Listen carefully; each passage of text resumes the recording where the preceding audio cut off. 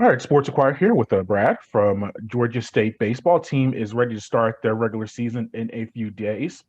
Brad, we're just talking about it off camera, but just reiterate, how's the team been doing this off season and having to make those adjustments with the pandemic and everything that we're dealing with?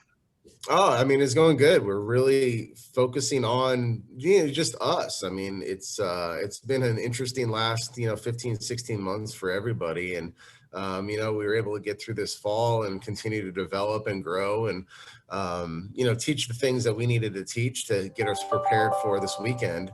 And throughout the course of the last 3 weeks, we've just been playing each other. And I think we've had about 140 innings worth of pitching that we've had, just preparing ourselves and playing against ourselves in inter squads. And so, we're ready to play somebody else at this point in time. We're kind of sick of seeing the same people and, we're ready for competition.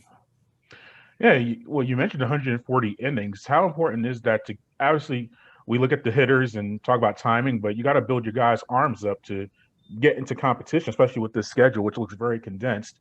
How important is that to get those innings in for your guys to stay healthy as far as the pitching side of things? Oh, it's really important. I mean, throughout the course of, throughout the course of like the winter break, we really have a strongly regimented program for them, and hopefully they follow that. And I think that, having the off period, everybody followed it to a T, and they were able to come in, and we were able to work our pitches up to about 75 this last weekend. And so with COVID, we were able to keep some pitchers. We have a couple of dual guys, and so we're able to increase those innings. And so we've been very fortunate. We haven't been bit by the injury bug too much, and we've been able to really do a good job of practicing wearing masks and social distancing. And so we haven't, knock on wood, been hit too bad with the COVID bug. And so really we've been very fortunate to date. And, I think that it's really important to be able to see live pitching, and the more live pitching you can see before the season starts, I think the better. And so, from that standpoint, we're ready to go, and we just kind of got to figure out what we're good at and what we need to practice, and we start that this weekend. Before we move on to 2021 and your upcoming season, what about last year? It was your first year with the program. You're able to play a handful of contests, were unable to finish the season. What can you take from 2020 just on the field and carry it over into this year? I mean, it's really establishing our foundation, the foundation of what it is that, we had wanted to build. We went into 2020 not really knowing. We just kind of figured out, hey, listen, we got the job in July. We worked ourselves into a position where, we put a competitive team on the field. We finished 9-7 last year. And so we were very good. We beat a couple of regional teams early on.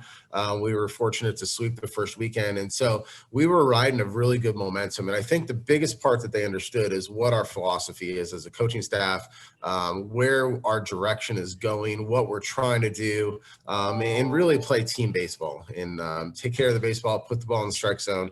And ultimately, the team concept is going to win or lose you the game. It's not going to be a single mistake or an error or a home run. It's going to be a culminary of many, many things that help you to win or lose. And so I think that foundation kind of catapults us into this year where we were able to build upon some I guess we were able to build and fill some holes that we felt like we had last year. With some incoming players, whether it's junior college or whether it's a freshman or whether it's a COVID freshman transfer, we were able to plug those holes up. And I think that going into West Virginia this weekend, I think it's going to be really exciting. And then, it's a tough schedule, but I think that it's going to be exciting to see where those guys are able to go. You mentioned the schedule. I was going to say this for later, but we'll bring it up now. You may have one of the most competitive non-conference schedules in the nation. You have nationally ranked Georgia, Georgia Tech, Vanderbilt, Florida, West Virginia this weekend, as well as Clemson, Kentucky, and Tennessee, who are could be nationally ranked at some point in the year as well, all on your non-conference.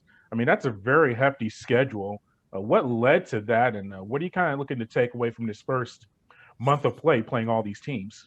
Sure. I mean, it's a couple of factors went into that, and so about I guess November, a lot of the northern schools that normally typically come south all canceled their seasons or canceled their weekends or canceled their flights.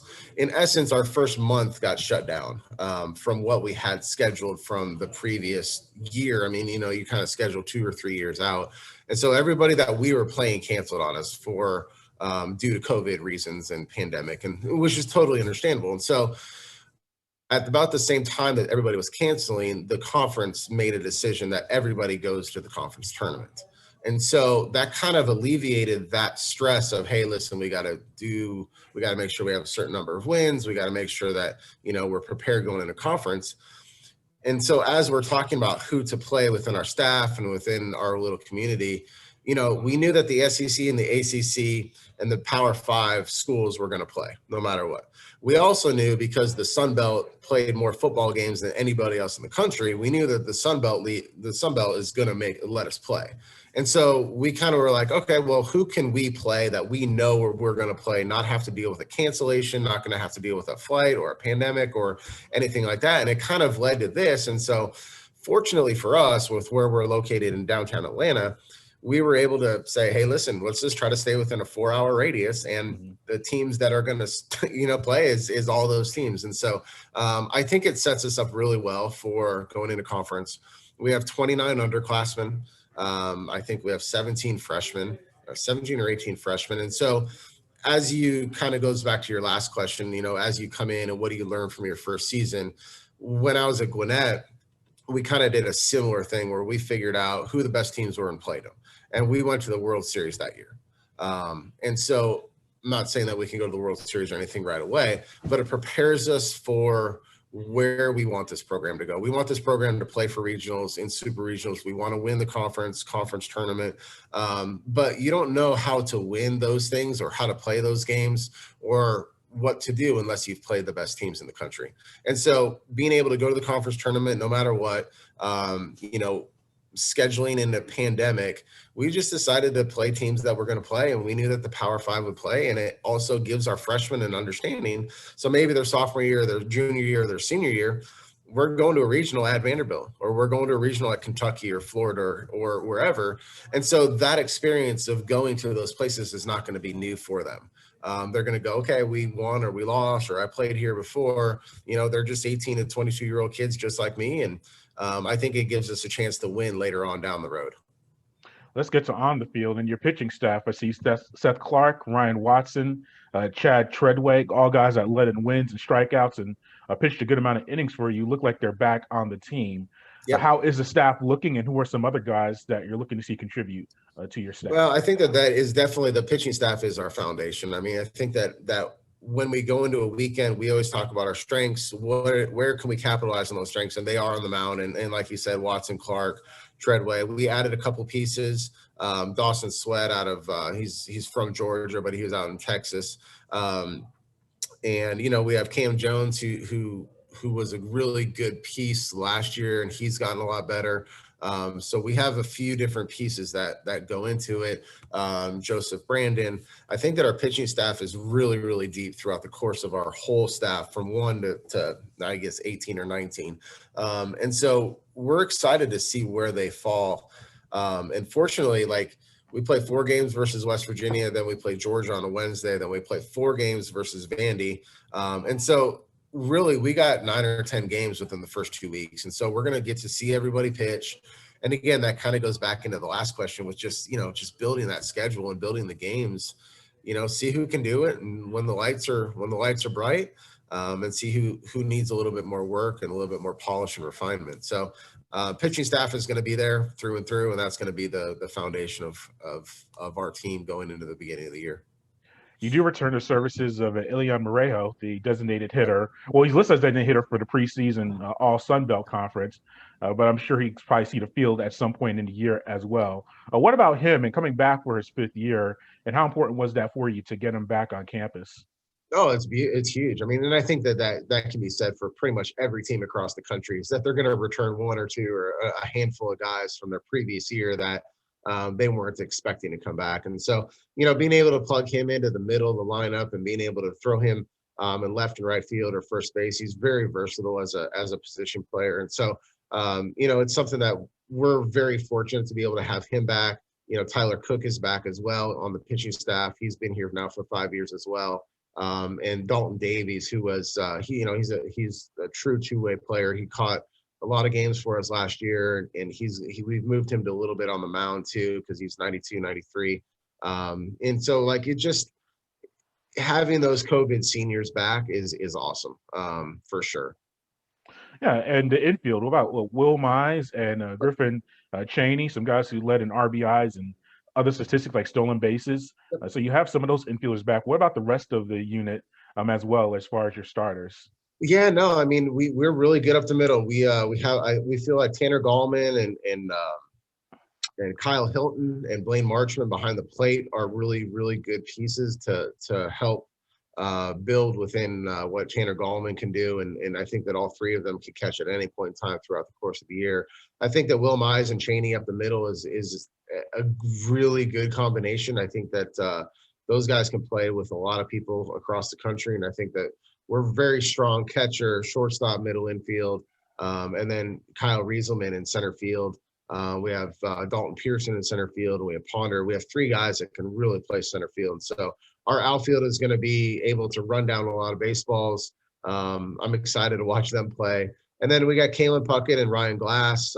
We have a transfer in from Gulf Coast with Ashby Smith, who can hit a lot of home runs. And so I think that we have a really good core of 11 or 12 people, and we were also returned Josh Smith. So it kind of goes back into that, how many kids are you bringing back that have your philosophy and understand what it is that we're trying to do, where we left off on the 2020 campaign.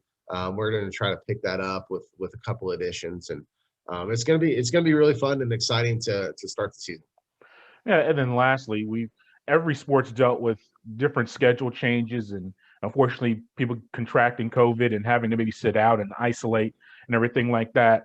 How big are these first games? You mentioned West Virginia and then the Vanderbilt series as well as Georgia. Where you're going to try to get everybody on the roster that's healthy and available on the field to get a start, pitch an inning, play some defense, just to get them on the field so that they can be prepared if there are some adjustments throughout the year as far as your availability. Yeah, no, absolutely.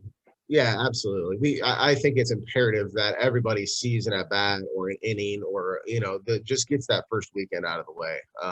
We'll probably have a Wednesday starter versus Georgia that doesn't pitch. But again, we kind of go back to you have to play this game a little differently now, because you never know if Wednesday is going to happen or the next weekend is going to happen. And so you have to play today like it's the only day that you're going to play. And so that kind of, pushes a few maybe courtesy at bats out of the way or courtesy innings sometimes to the side, where you're just trying to win today. Because you just don't know in our day and age, if one kid gets COVID, they just might shut down. So it's a happy balance for sure, but I think that it's important as a coach to get everybody into the field, get on that little box score, to have that breaking of the seal, getting themselves in each of those games this weekend. All right, Brad. Well, thank you for your time. We appreciate it, and have a good start to the season. Hey, thanks. I appreciate you too. All right. All right, that was our interview with Brad from Georgia State Baseball. We thank him for his time. Very interesting to hear about the team, and they have a lot of returners on the roster, and I'm intrigued to see how they use those returners during the first week or two of the year. He mentioned 4 games this weekend against West Virginia. Hopefully they get it in. If you're in Atlanta, we're dealing with a lot of inclement weather at just that time of year. It could be snowing one day or in the 60s. You never know. But they do have those 4 games, and then he mentioned Georgia midweek, and then a 4-game series against Vanderbilt. I think that's in Nashville, which is dealing with the same issues as far as weather. But yeah, it's very important that he tries to get everyone back in the lineup. So I'll be checking all of that out. And if you want to hear more from what we're doing on the site, head to the sportsinquirer.net, as well as our social media platforms on Twitter and Instagram under Sports Inquirer. And then this will also be available on our YouTube page. And if you go on there, you'll see other interviews from Georgia Tech and Georgia State athletes and other entities as well. So make sure you check all of that stuff out. Thank you for listening or watching the interview. And all of you have a good day and be safe.